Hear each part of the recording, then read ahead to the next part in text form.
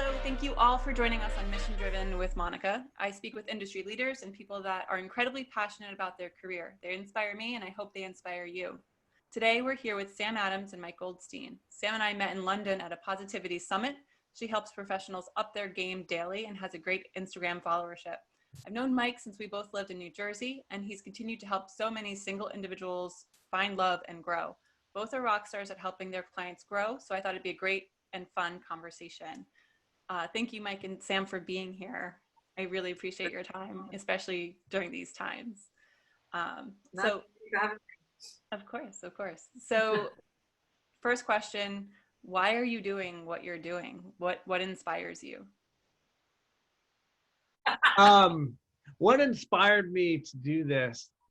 Monica, I don't even know if you know this story. So I was in my young 20s and I fell in love with this woman. And I thought I was going to marry her. I was so excited. And then she started cheating on me with one of my very close friends. I was literally crying my eyes out for about 3 months straight, like wouldn't get out of bed. And then finally, I picked up a copy of Men Are From Mars, Women Are From Venus from John Gray.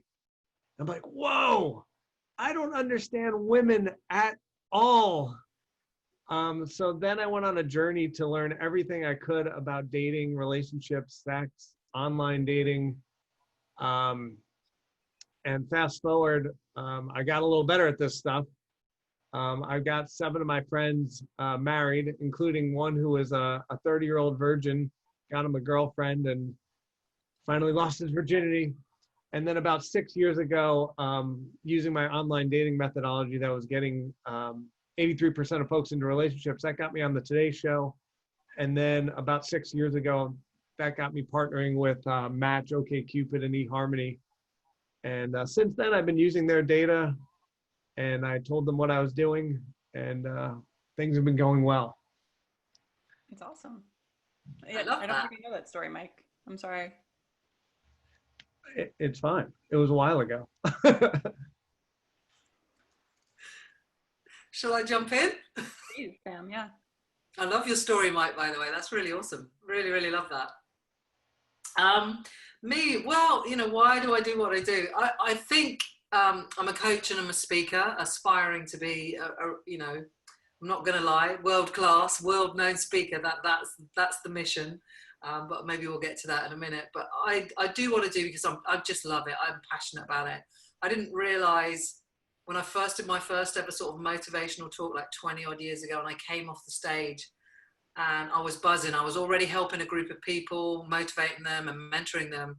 But I didn't really get it back then that was the path I should have taken back then, and I took a completely different path. And it was just always there inside of me. And then I got involved in property, which I've been involved in for 20 years.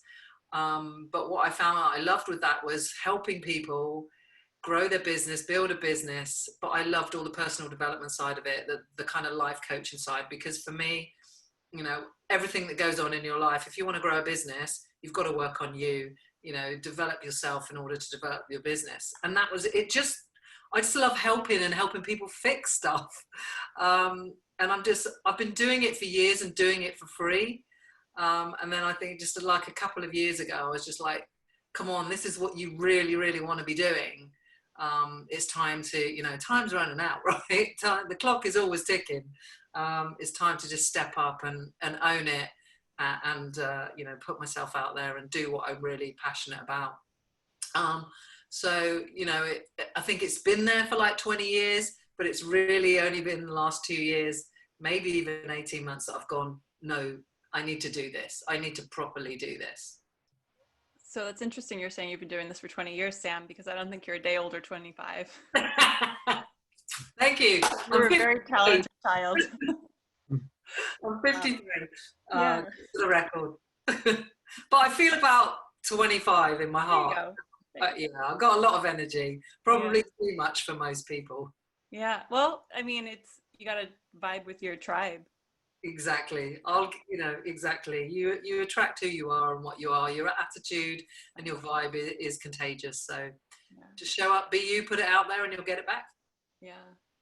Mike, that's probably true of the dating world, right? Where you're always attracting what you put out.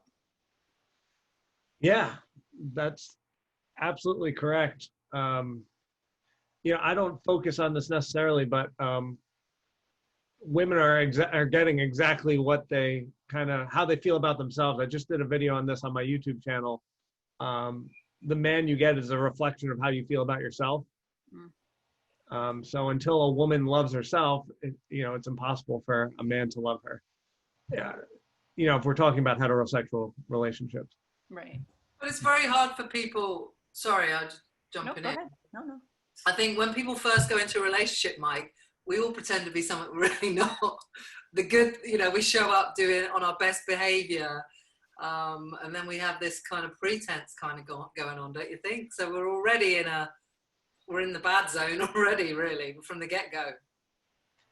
Yeah, I mean, part of what I do is trying to fight against that, because what we've seen in science is when we ask both men and women what they find the most attractive quality in the opposite sex, they consistently say confidence as the highest thing. And then confidence is kind of synonymous with authenticity. So, I'm working with folks to get them to be authentic from the moment they start dating. Because quite frankly, to your point, like, you don't want to waste time with coaching, right? We don't want to waste time with dating. No. So if you're authentic from date one, the people that, are part of your tribe are going to come running, and the people that aren't are going to run away. Yeah. And that's what we want to accomplish. The folks that you're meant to be with come towards you. Folks that aren't, go goodbye. Yeah. And we make the dating process more efficient, assuming you're trying to find the one for yourself. Yeah, makes sense. I mean, quickly, Monica, one thing, because as you can see from my sweatshirt, probably it says it starts with you. Yeah. I don't know if you can see that. That's kind of like my tagline. And a big part of what I do is help people be themselves, be truly authentic, because most people come to me because they're not happy with their life. They're not happy with their business or, what's going on in their world. And generally it's because they're not being who they really are. They're not being authentic. So they're getting all of the wrong things into their life. So kind of like a similar thing really to, obviously what you're talking about. It's about being authentic, and then generally you will get what you should get rather than what you're getting, which you don't like. Right. So I like that theme of authenticity. We always say that even in marketing, people buy from companies that are being authentic. So it would obviously translate into, you will find a partner that is authentically themselves when you are authentically yourself, whatever that looks like. And now translating that back into the professional world, when you're doing what you're meant to be doing in a way that it should be done, now you're growing yourself, you're growing your business, and attracting the type of clients that you want to work with. So just attracting the right people, I guess, starts with some level of authenticity, if not 100%. Absolutely. Absolutely. It's my takeaway. So your personal development for both of you, fair question. How do you develop yourself and grow yourself authentically or in any other way professionally? Am I going first? Ladies first again? Come on, you're the lady now. Oh, this is great. I coach mostly women's at this point, so I'll be a lady. Okay. Well, Monica, the way I work on myself is by falling a lot and then getting myself back up. The reason I'm so qualified to coach dating is I've made so many freaking mistakes you could not imagine. And I'm like, wait, what did I do wrong there? And I learn. But yeah, I've probably failed thousands, if not millions of times in dating.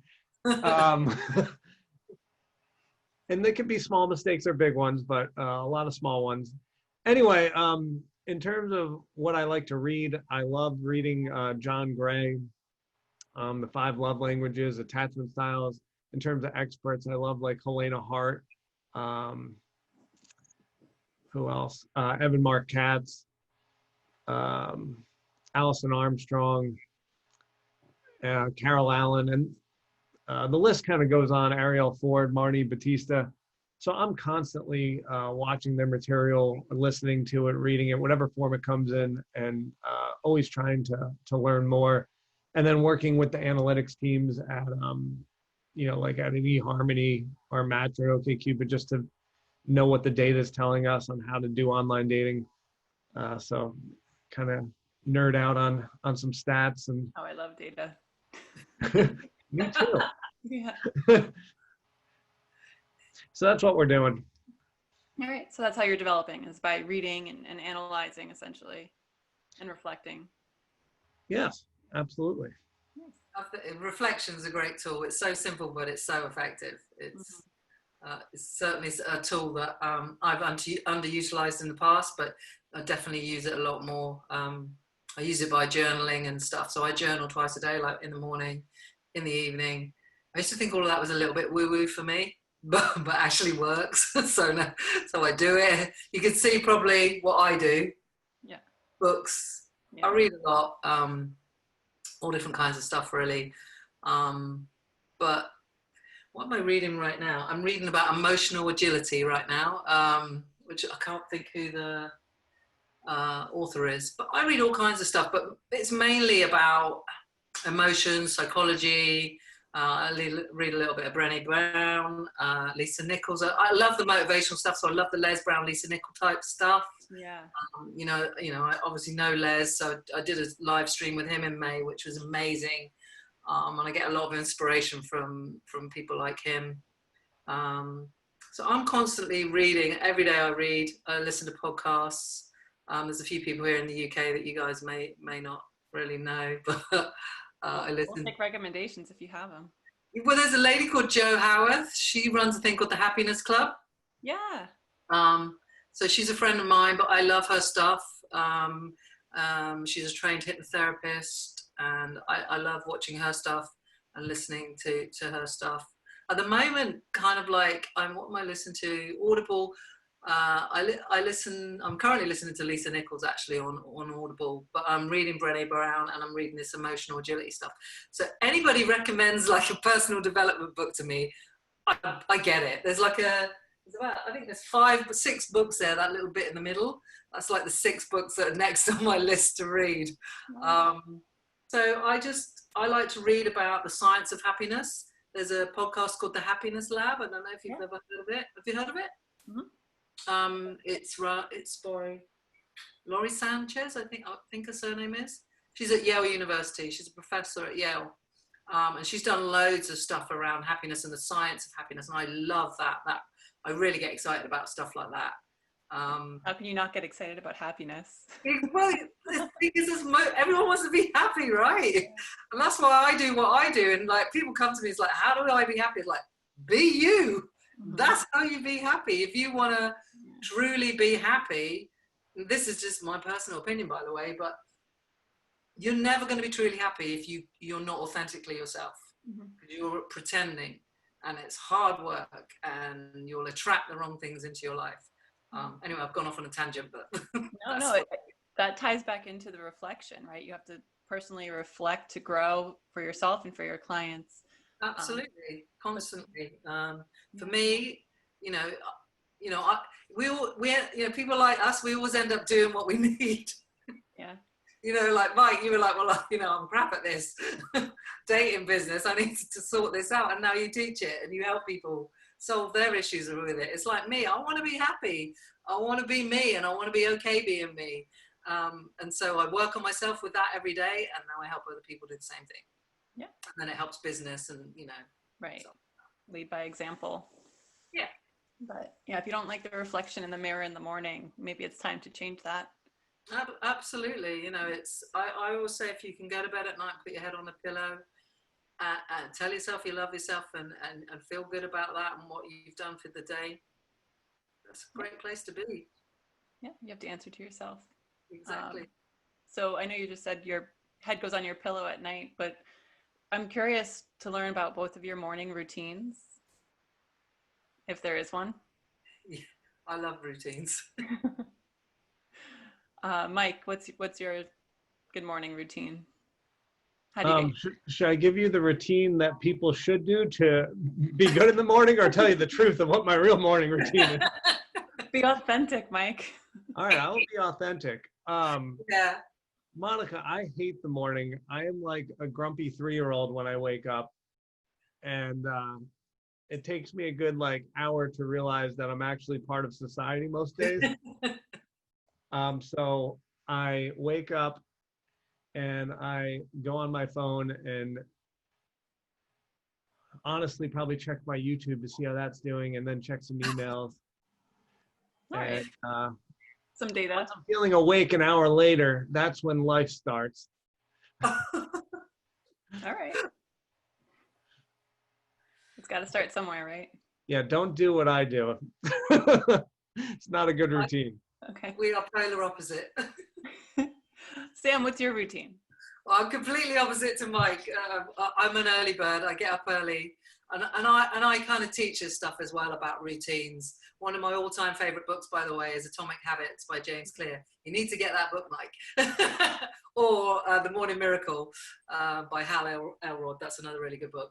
But I'm massively into habit stacking and routines. And my morning routine is, I have this thing, because I run a thing called a Mojo Challenge. So it helps people get their spark back, and you know, because we get lost in the midst of life, don't we? We get dulled down, the shine diminishes, and it's all designed to help people lift their mojo and get out there. So I have this thing called the Mojo Hour. So I have a membership called the Real Life Club, and in that Real Life Club, we have a Mojo Hour that we have to plan out throughout the week. And that first part of our day is designed for us, because for me, like if you wake up feeling 2 out of 10, and you're like, oh my God, I feel terrible. Yeah. You get up, you stub your toe, you think, right, oh my God, I'm going to have a crap day. This day is going to be awful. Yeah, it is, because you just decided it's going to be crap. So you can live in that 2 out of 10 for the rest of the day and get through your day and can't wait till you get to your bed at the end of the night. Or you can do what I do and lots of other people do, and have that first part of the day, that mojo hour, as I call it, to lift however you're feeling. If it's a 2 out of 10, try and get yourself to a 5 out of 10. If it's a 6 out of 10, try and get yourself to 8 out of 10. Because to me, that's how you maximize life. That's how you make the most out of every day, and be your best for that day. So I wake up about 5:30. It depends. I have an immediate thoughts about, you know, what I'm grateful for, which is obviously that I'm awake. One of them. Another day. Another day, yes. So I have a few thoughts about gratitude. Then I always drink this, like I've got this obviously 700 mils of water. We're all dehydrated when we wake up. So that brain fogginess we get and grogginess, that's because of all the toxins that have been released in our body overnight. So I'm flushing all of that away to get rid of the grogginess and everything. So I start drinking water straight away. I write in my journal. So any thoughts I have, sometimes I just write in my journal. I can't be bothered to write in my journal. As long as I've written one line, I'm good. 99% of the time I write a couple of pages, but some days it's just like, I don't want to do this. So that's what gets written. I'll read. I always read a couple of pages of my book. And then I always do some kind of exercise. Exercise is massively super important to me. It's scientifically proven to lift your mood, and obviously releases all kinds of juicy hormones like serotonin, dopamine, which all help with happiness levels, energy levels, mood, focus, motivation, all of that good stuff. So if you can get that, for me anyway, you get that first part of the day right, then you can rock up in the world as best you can be on that day. That's my morning routine. Yeah. Mike, do you have a workout regimen, right? Yes, I do. Yeah. What does that include? How does that, you know, fit into your day, and how do you feel about it, and how do you recommend it to your clients? Well, it certainly doesn't happen in the morning. I do it, I usually work out around like 1 or 2 p.m. I find it a nice break. Kind of, you know, our brain has been doing a million things, especially with these silly phones. We're kind of checking them constantly. So I kind of need a break. So some folks meditate. I find that my brain can turn off while I work out. So usually right now during coronavirus, so I picked up running, which I used to hate running. Now I kind of like it. And I may even say love it, which is weird. So I've been running, and I usually run about 3.5 miles, and then maybe do some stretching. I mix in yoga at least once a week, which is I think one of the most valuable things I do, because it just kind of opens me up and opens hips up. If your hips are happy, you are happy, I think someone said. So I've been doing that. Stretching is so valuable, and I think it kind of keeps us able to move. Yeah. And then I'll lift a few times a week. So lift, run, yoga, and then maybe mix in a high intensity course, either virtually or in person. Yeah. And I work out at least 6 days a week, if not 7. And then in the morning or at night, I'll usually go on a like 2-mile walk just to get the body doing something.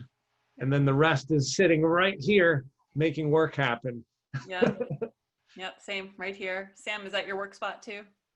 Pretty much. Yeah. So yeah, it is these days anyway. Yeah. Yeah. Awesome. Well, all of your routines and habits seem to serve you well, and obviously you serve your clients well because of it. So I guess my last question here, to bury the lead, is, you know, what is your mission? Wow. Sam, what is your mission? My mission, I was talking about this at lunch today with somebody. We talked about mission and legacy and things like that. I had a business lunch, and I guess, you know, it's a big word, it's a big thing for me. You know, my mission is, and like many, many other people, is just to impact as many lives as possible, to help people, I don't know, live a happy daily life. Like, I always have a big picture, but today is the only thing you have. You don't have, all the yesterdays are gone.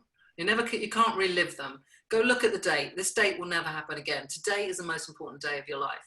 And I'm on a mission to get people to recognize that, so that they live authentically, that they be themselves, you know, live it, not necessarily lives in the moment, because you always have to have the longer picture, but today is today. Let's make the most of today. And the best way you can do that is by being yourself. So my mission is to get a lot of people to take responsibility. It starts with you. When you do that, that is freeing. That puts you in control. It puts you in the driving seat of life, rather than blaming and complaining about the government, the society. He did this to me. Just take responsibility for your thoughts, your feelings, your actions, and your behavior. That's my mission, to get more people to get that, my message. I guess legacy, kind of like, I want to just touch on, is that I didn't really get the whole legacy thing, but now I'm kind of like, I want my legacy to be that the stuff that I help people with and inspire people with carries on when I'm gone. So that, like, you know, I'm fortunate. I get a few messages from people every day going, oh my God, you changed my life. I did this because of you, or that. That's what my legacy will be. That stuff that carries on, and they will pass that on to other people. So I will live on when I'm gone through that. And that's kind of like a bit of a legacy already. Does that make sense? Yeah. You'll be remembered for how you made people feel. Exactly. Yeah. Very well put. Thank you. I mean, there's worse things, right? Absolutely. So, Mike, what is your mission? Yeah. I looked at the divorce rate, Monica, and it just drove me nuts. I'm like, why is over 50% of people in their first marriage getting divorced? And then in their second, third marriage, it's over 70%. Wow. Those numbers are freaking awful. Yeah. And it's because we're kind of new to this whole dating for love thing, right? Over 100 years ago, we got married for financial reasons. So we're only, I don't know, 50, 60 years into dating for love. And so we suck at it. We don't understand the opposite sex. Sometimes we don't even understand ourselves fully. So I really want to fix that as best I can. So far, in terms of legacy, at the moment that we're filming this, I've gotten 13 people married. Because of that, 14 children have come into the world. We've had 0 divorces. Wow. So that's my start. And I don't know what my endpoint is, but I know it drives me nuts that folks are getting divorced. So what I really want to focus on, which I think is the number one problem, is we don't know how to pick people. We suck at picking. We use our eyes, we use chemistry, we don't use compatibility, we don't think long-term on can they actually exist as our partner for the next 50 years. So one is picking right. And then once we get the picking right, I want to teach us how we work, how they work. So how men work, how women work, how we can commingle, how we can communicate more effectively, and how we can deal with stress better. Because we know that stress is what causes arguments, and then stress is what causes us to move apart. So if we're dealing with stress correctly, we're picking the right partner. I want to make people happy. And sometimes divorce is necessary. If you get it wrong, you get it wrong. But I want people to get it right. And so that's my mission, is I want people getting it right and being happy with themselves and happy within their relationship. And that's the order it should happen, right? When people are happy with themselves first, they can be happy in what they're doing. Yeah. And who they're with. Correct. Awesome. Well, thank you both so much for this conversation. I've learned a lot, and I've obviously met both of you tons of times before. But thank you both. I will include your information in the comment section of YouTube and all the podcast streaming channels. Thank you. Have a great day. Monica, it's been really interesting. I've really enjoyed it. Just a reminder that all the thoughts, opinions, and expressions are exclusive to the person and not representative of any company, brand, or organization.